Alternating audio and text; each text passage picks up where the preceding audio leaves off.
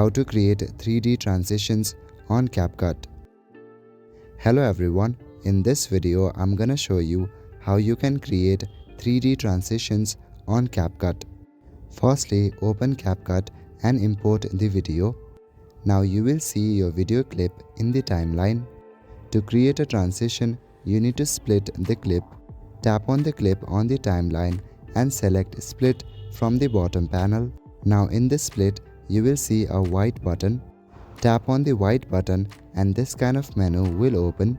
From here, you can select transition that you want to put in between the split. There are various sections in the top panel. You can just swipe and look for them. There's also a search bar on the top. In the search bar, type in 3D transition or 3D and 3D transition will appear. Now I'm just gonna go through some of these transitions. In the slide section, there are various 3D transitions. There are transition for the pro version and also the free version. Select the one you like and see if that works or not. Right now I'm gonna try the cube transition. The transition looks something like this.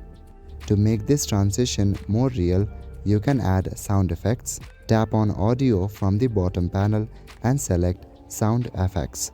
Now you can select the sound effect that you like. So that is it for this video. I will see you in the next one. Thank you.